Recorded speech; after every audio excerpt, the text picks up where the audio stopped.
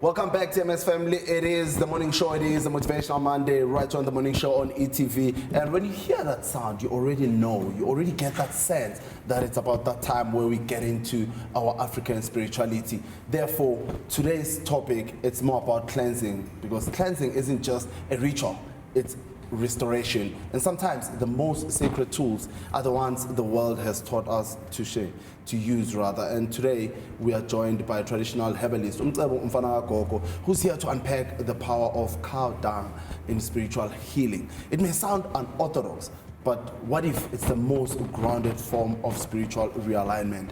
Maybe, and just maybe, we'll get to find out from Umcebo Gogo what it signifies. Good morning, Mdaba. Uyaphila? Mfethu, ngiyajabula mfethu, ngiyaphileka. Hayi no, ngibonga mukhona mfethu, yazi kuyinto zakhulu uba nawe la, and ngiyazi ukuthi even our viewers at home bakujabulela ukuthi ukhona uzokwazi usifundisa okuningi. Today we're talking about cleansing, and mase sikuhlanganisa sikubhanqa konke, we're going to focus more on the usage of cow dung, ubulongo. Yeah. And many people are shocked that when they hear cow dung is used in cleansing, I need to understand, because nami kwayimina nje ngathi ngisakhula man, bengibona nje ubulongo mhlambe buthathwa bufakwe estubhini, you know, kube into nje emagcekeni, mhlambe abanye futhi bangabuye bayithathe as into mhlambe yabo yokuthi mhlambe iza nokungcola. Like it's really unorthodox when you think about oblongo, and you never thought it would be something. When I come back to it now full circle, I never thought ukuthi uzofika lesikhathi ngihlala la ngikhulume ngabo as something that is more about cleansing. Yeah. Please take me through that. Why do you believe it's one of the most powerful spiritual tools? Yeah. So mfowethu ke ukhumbuleke ngekhathi sakudala indle emnyama ukuze izokwazi ukuthi ibonakala ukuthi icebile kwakumele ukuthi ube nenkomo. Shuthi kahle kahle kwangekho ukuthi kukhona imali ngekhathi zakuqala. Kwakhona inkomo, mokhona into ofuna ukuyithenga kwakumele ukuthi ukhiphe inkomo umuntu akunikeze leyo nto osuke ufuna ukuyithenga. Even namhlanje njengoba usuke ubona intombi meyithathwa zithathwa ngeenkomo. Shuthi kahle kahle into esymbolizer umcebo. So into eyenzakala ukuthi ke ubulongwe kube into esetshenziswa uzohamba uyogezwa. Kufanele kube ukuthi uyabuthatha uhambe uyofaka intelezi bese uyahamba uyoyihlambulula. Shuthi noma uhlambulula usuke uyigeza ugeza nedlozi. Idlozi lazini lazi ukuthi inkomo zisymbolize imali. Shuthi njoba kuye ukuthi wena ugeza ngobulongo usuke ucela inhlanhla nokucela ukuhlambulule. Ingakho nakuqala mokusindwa phansi kusindwa ngabo ubulongwe. Kungathathwa noma mapha makaka esilwane ngoba even nehashi likaka into ecishiwe njengobulongo. Kodwa why kuze obulongo ngoba ubulongo buyafana njengeinsipho ukuthi kumema idlozi kahle kahle emagcekeni. So uma usinde ngedlo ngelentuzana ngobulongwe uyazi ukuthi lelo khaya lelo lizongamelwa idlozi ukuthi ke lazi ukuthi kahle kahle kuzomela kube nomcebo la ekhaya ngoba isymbolizer ini isymbolizer ingcebo imali njoba namhlanje kuyimali. Njobona intombi eziningi meyithathwa namhlanje kuthiwa inkomo ezu10. Ngiyazi ukuthi inkomo uthathwe leyo mali le ngoba manje uthathwa imali akusathathwa inkomo kodwa imali leyo ibizwa ngeenkomo. So ingakho kubalekile ukuthi uthathe ubulongo ngoba ubulongo busymbolizer imali and futhi nakhona uma ufuna impumelelo nayo yonke ufuna uthathe into ezokwazi ukusymbolize lokho. And enye into engizokuchazela yona mfowethu kunento abantu abangayinaki. Izilwane nezilwane zimele into zayo ehlukahlukene ngoba if uzofuna ukuhlambulula ubumnyama umhlambulula ubumnyama waya kuthathwa inkukhu kuthathwa ingaphakathi lenkukhu waya ukuzogezwa inzilo kuthathwe umswano wembuzi. Chaza ukuthini lokho mfowethu? Uchaza ukuthi isilwane lesi esibekwa kuphi emsamo okukhulunywa ngaso isona silwane esitshela idlozi ukuthi kumele kwenziwe ukuthi ngomuntu. So if uzohlambulula ucela inhlanhla usebenzisa ubulongo, if uzosebenzisa umswane uzogeza ngabo usugeza inzilo ugeza uthatha imbuzi emnyama uthatha imbuzi emnyama isiko ayidliwa leyo mbuzi ngaleso sikhathi ihlinzwe bese kuthathwa umswane wakho bese kuyagezwa kususwe lobo ubumnyama nenzika shuthi kahle kahle sona silwane esisetshenziswa ukusuka nje ubumnyama. Sure. Yibona ngalendlela unpacking ngayo mfokagogo inelentuze ekubonisayo ukuthi kahle kahle there's so much there's spiritual pathways that can be unlocked by different rituals or tools that are used, right? Yeah. And obviously manje nje unpackile ukuthi ubulongwe kakhulukazi wona busiza ngani kakhulu. Are there any specific rituals or conditions where ubulongwe is effective or necessary ngaphandle kokuthi mhlambe ukuletha inhlanhla khona okunye mhlambe esingakusebenzisa for? Kukhona mfowethu ngoba even noma uzothatha ilongwe yalazi ilongwe mfethu ilongwe ilelo ngathi buqinile ukuhlephule mfethu ukufake kuphi ukufake empephweni uma uzofuna ukuthi usondeze idlozi mduzane kuwena likwazi ukuthi likulalele uyalisebenzisa ilongwe ukuthi ulishise udonsa idlozi yeah so udonsa idlozi ngoba izona izilwane idlozi ezilaziyo yabo nje futhi kakhulukazi uma uyindoda kuthiwa unesibaya yabo shuthi kuyaziwa ukuthi unesibaya idlozi lihogela kanjani ukuthi isibaya sakho siqinile isibaya sakho sinamandla sihogela ngabe ubulongo sihogele nangomchamo wani nangomchamo wenkunzi ingakho ke mina ngesisikhathi mengifuna ukwenza umuntu ukuthi aqine abe namandla and futhi nakhona abe nemali acebe ngiye ngithi mina akahamba esibayeni ayothola umchamo wenkunzi umchamo ngeke uzuthole kalula ngoba inkunzi ngaso sonke isikhathi imichama iyakhahlela ikahlela so ngiye ngithi ke ukuthi ukwazile ukuthola lowo mchamo lo okusondele kumina ngikwakhele intelezo yenhlanhla bese balokhu ufaka lowo mchamo ngaphakathi bese uyaqhuma ngawo uyosibona isisindo yoba naso lapho esikhundleni osukunaso. Would you say ukuthi like usage of ubulongwe most of the time it's a cultural choice or there's deeper spiritual science behind it?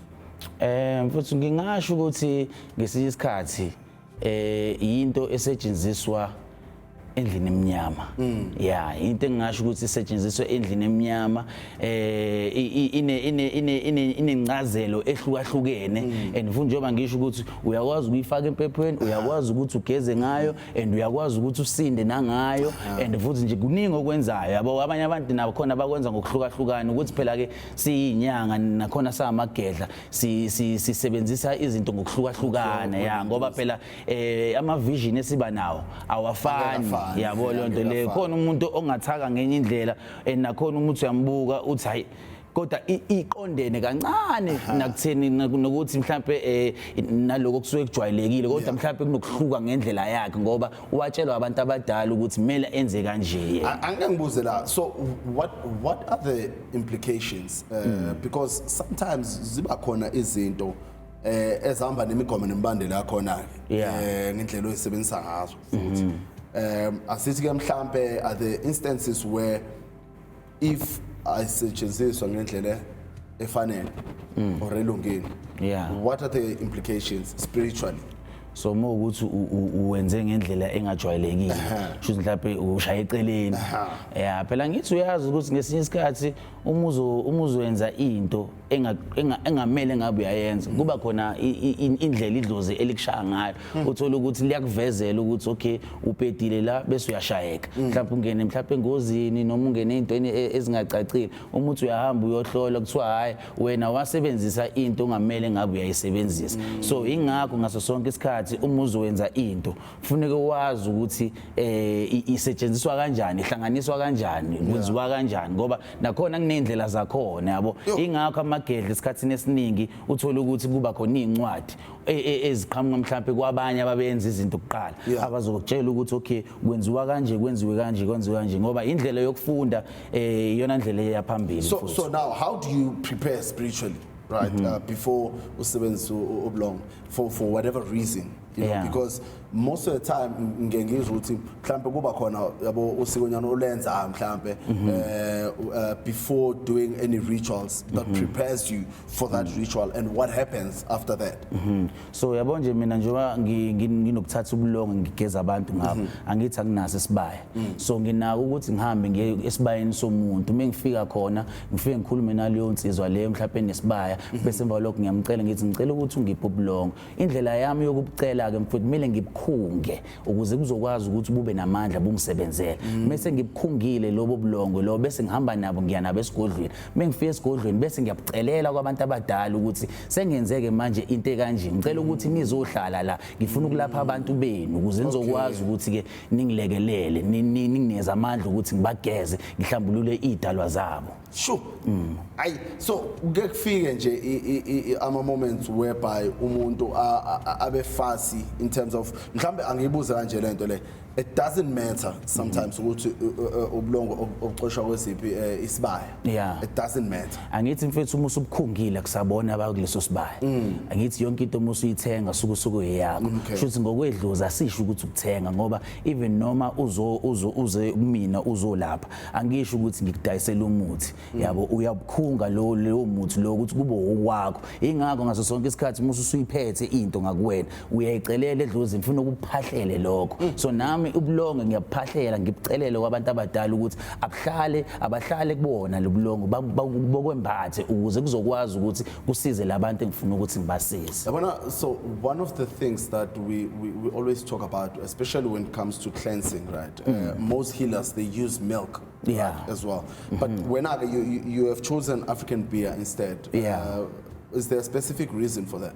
So mfethu kumnandi ngoba ngibuza umbuzo obalekile. Yazi mfethu ngesinye isikhathi njengoba ngangishilo kuleya episode yasekuqaleni ukuthi uma uzothola amavovo bese uyawathela egcekeni muzenza umcimbi usukumema ini lapho usukumema idalwa ukuthi zikufike zizohogela ukuthi sekuzoba nomcimbi la ziwele ekhaya zila ehleli khona ziyobiza amakhehla ukuthi kahle sesizoba nomcimbi la sondelana ngoba amavovo athelwa before umcimbi wenze mhlawumbe ngayizolo.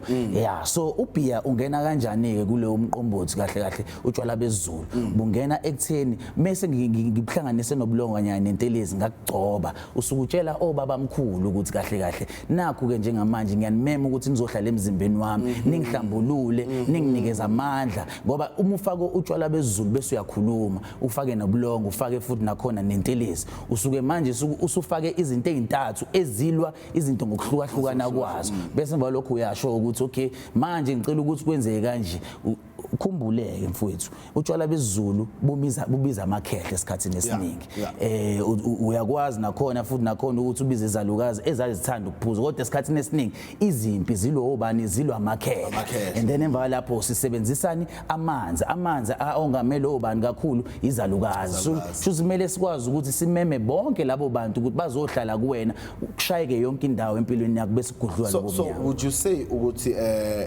African beer is more spiritually active and symbolic more than ubisi? Yeah, mfethu ngoba ubisi mfowethu esikhathini esiningi Yesu uyayicela inhlanhla.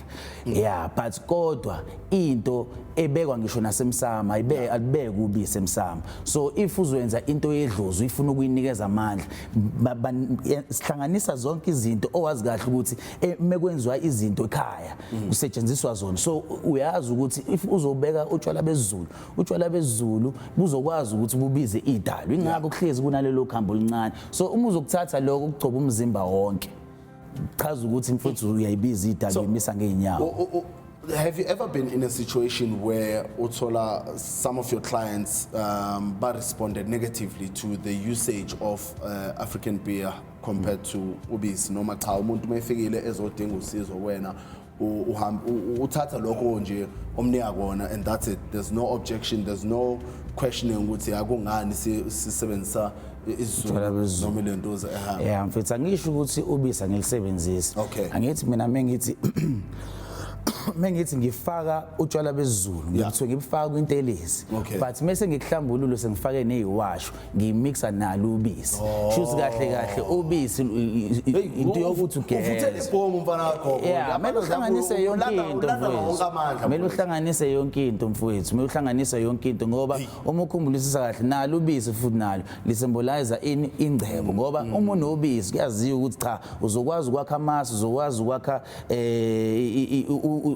uzoba nobisi bese ngalokho mhlawumbe ube no cheese kodwa ezulwini esikhathini esiningi ucheese onganako akubhekwa amasi kanye nobisi. Yeah, so nje iyona ngcebo yethu lesa abantu abamnyama. Yazi ngeke ngibone mfana wakho kube nokuthi mhlambe makunomsebenzi ekhaya ngeke ngizwe kuthiwa hey abilanga kahle lo tshwala. Yeah. So please take me through that, because I think mengaphazami mfowethu, it's the most, you know, akazi ngayibeka kanjani lento, kodwa kubaleka kakhulu for our viewers also and for people at home to understand the significance of what we are talking about right now. Yeah. Utshwala bezulu. Yeah, obungakhihlikanga. Kahle.